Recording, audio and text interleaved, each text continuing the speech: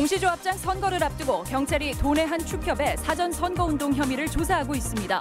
증거가 없다고 사건을 종결한 선관위도 도마 위에 오르고 있습니다. 익산에 온 이낙연 국무총리가 새만금 국제공항과 상용차 기지 구축 사업의 예비 타당성 조사 면제 가능성을 언급해 기대가 커지고 있습니다. 선거 기간 잼버리 유치를 홍보하는 문자를 유권자들에게 보낸 혐의로 기소된 송하진 지사가 1심에서 무죄를 선고받았습니다. 여러분 안녕하십니까? 전주 MBC 뉴스데스크입니다. 오는 3월 전국 동시조합장 선거를 앞두고 벌써부터 과열 혼탁 조짐이 극심합니다. 몇 달 전 전주 MBC가 명절 선물을 돌린 도내 한 축협 사례를 보도해드렸는데요. 이 사건이 사전 선거운동으로 경찰 수사 선상에 올랐습니다. 먼저 조수영 기자의 보도입니다. 경찰이 도내 한 축협의 정육 판매장과 사무실을 전격 압수수색했습니다. 축협 조합장이 지난해 추석을 앞두고 조합원 수십 명에게 사골 선물 세트를 뿌린 정황을 포착한 겁니다. 어쨌든 선물을 판매장가에 일부러 주던 사골로 주던 만약 이게 조합장 당선을 목적으로 선거운동 목적으로 나왔습니다. 현재까지 사전 선거운동 혐의를 받는 축협 직원은 조합장을 포함해 모두 3명인데 선물을 돌린 직원 중 1명은 조합장의 최측근인 운전기사였습니다. 앞선 선관위 조사에서 축협 직원 2명은 선물을 돌린 사실을 인정했는데 개인적인 친분이나 영업활동이었다며 조합장과의 관련성은 부인했습니다. 경찰은 압수수색을 통해 입수한 카드 결제 내역을 분석하고 조만간 조합원들을 불러 조합장이 기부 행위를 지시했는지 조사할 계획입니다. 또 운전기사 김모 씨가 증거로 제출한 카드 영수증이 조작된 사실을 확인하고 조작에 가담한 다른 축협 직원을 사문서 위조 혐의로 불구속 입건했습니다. 전국 동시조합장 선거가 50여일 앞으로 다가온 가운데 벌써부터 과열 혼탁 양상이 빚어지고 있습니다. MBC 뉴스 조수영입니다.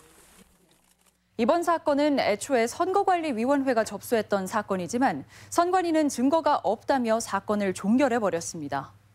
경찰 수사 과정에서 선관위의 조사가 얼마나 엉터리였는지 하나둘 드러나고 있습니다. 계속해서 박찬익 기자입니다.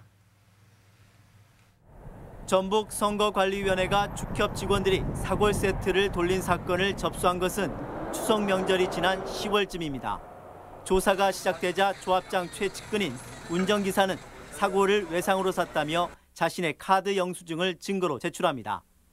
곧바로 영수증이 조작됐다는 증언이 나왔는데 실제 사골 세트 가격과 영수증 가격이 달랐기 때문입니다. 더구나 영수증 품목도 사골이 아니어서 의심을 사기 충분했지만 선관위는 조작 여부를 전혀 확인하지 않았습니다. 이 같은 부실한 조사에도 선관위는 딱히 혐의가 될 만한 증거가 없다며 사건을 서둘러 종결했습니다. 이제 저희가 현재까지 조사를 쭉 한 바에 의하면 어떤 위법 행위를 아직까지는 발견을 하지는 못했습니다. 반면 경찰은 이 영수증이 가짜였다는 것을 확인하고 수사를 확대하고 있습니다. 경찰은 결제 내역과 판매 장부를 대조하면 쉽게 알아낼 수 있는 사안이었다며 축협 직원도 조작 사실을 인정했다고 밝혔습니다. 저희가 인정을 안 했으면 몰라도 인정을 했는데 이 밖에 사고를 사간 전주 영업장에 CCTV 영상이 구매 시점인 추석 이전부터 모두 지워져 의심을 키우고 있습니다. 경찰은 영수증 조작이나 CCTV 삭제가 단순히 개인 차원을 넘어 조합 측의 조직적 관여가 이루어졌을 가능성이 큰 것으로 보고 있습니다. 선관위의 부실한 조사가 도마 위에 오르고 있는 가운데 경찰의 수사가 어디까지 향할지 관심입니다. MBC 뉴스 박찬익입니다. 전주의 한 농협 조합장이 금품 제공 혐의로 경찰 수사를 받고 있습니다. 전주 덕진경찰서는 조합 대의원에게 금품을 건넨 혐의로 전주의 한 농협 A 조합장을 조사하고 있습니다. 경찰은 지난해 11월 상임이사 선출 과정에서 A 조합장이 특정 후보를 뽑아달라며 대의원에게 수백만 원을 줬다는 제보를 받고 조사 중이라고 밝혔습니다. 정부의 예비 타당성 면제 대상 사업 발표가 임박한 가운데 익산 국가식품 클러스터를 방문한 이낙연 총리가 관련 내용을 언급했습니다. 새만금 국제공항과 함께 상용차 산업 혁신 성장 구축 등 2개 사업이 면제될 가능성이 커지고 있습니다. 임홍진 기자입니다. 익산 식품 클러스터를 방문한 이낙연 총리는 전북의 산업 환경이 열악하다며 균형 발전 차원에서 새만금 국제공항 사업의 예비 타당성 조사 면제 가능성을 내비쳤습니다. 또한 전라북도가 요청한 상용차 산업혁신 성장 및 미래형 산업 생태계 구축 사업도 예타 면제 대상으로 꼽았습니다. 새만금 신공항 사업과 상용차 혁신 성장 구축 사업 이 두 가지인데 두 가지 다 적극적으로 검토되고 있습니다. 정부가 이달 안에 예타 면제 사업을 결정할 것으로 예상되는 가운데 이 총리의 발언은 두 개 사업 모두 예타를 면제받을 수 있을 것으로 분석됩니다. 오는 2023년 세계 잼버리 대회에 맞춰 새만금 국제공항 개항과 함께 고용과 산업위기 타개를 위한 상용차 자율주행 전진기지 구축에 청신호가 켜졌습니다. 이 총리는 이와 함께 먹거리 시장의 규모가 갈수록 커지고 경쟁이 치열해지면서 우수업체 지원 필요성을 강조했습니다. 또한 국내 유일의 식품산업단지인 국가식품클러스터의 미래 부가가치 사업 추진을 독려했습니다. 청정한 생산지 근방에 식품산업이 있어야 더 신뢰가 높아진다. 이런 사례들도 많이 있습니다. 식품클러스터 측은 다국적 식품기업과 교류하고 원식자재 공급기지를 만드는 데 정부 지원을 요청했습니다. 가정 편의식 연구센터를 구축해서 명품 산단이 되도록 건의했습니다. 공식적인 전북 방문이 10번째인 이 총리의 행보가 전북이 새로운 성장 동력을 찾는 계기가 될지 주목됩니다. MBC 뉴스 임홍진입니다. 선거 기간 잼버리 유치를 홍보하는 문자를 유권자들에게 보낸 혐의로 기소됐던 송하진 지사가 1심 공판에서 무죄를 선고받았습니다. 법원은 검찰과 달리 의례적인 인사말에 불과했다고 판단했습니다. 박연선 기자입니다. 공직선거법 위반 혐의로 기소된 송하진 지사가 1심에서 무죄를 선고받았습니다. 홀가분한 표정의 송 지사는 진심을 인정받았다며 이제는 도정에 집중하겠다고 밝혔습니다. 희망을 주고자 했던 행위의 진실성이 현명하게 재판부에서 받아들여진 것 같아서 진심으로 고맙게 생각을 하고 도정을 위해서 더더욱 열심히 하고.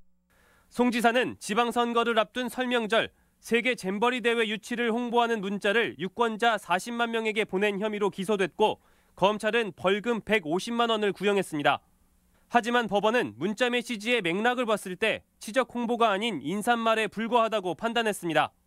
재판부는 당시 전북은 군산조선소 가동 중단 등으로 어려운 시기여서 위로와 격려 의미로 볼 여지가 충분하다고 봤습니다. 설을 맞이하여 도민들에게 의례적인 인사말을 전한 것이지 선거를 위해 자신의 업적을 홍보한 것은 아니라고 판단하였습니다. 검찰은 일단 법원의 판단을 존중한다며 판결문을 면밀히 검토한 뒤 대응 방향을 정하기로 했습니다. MBC 뉴스 박연선입니다. 도내 체육계에서도 미투 폭로가 확산되고 있습니다.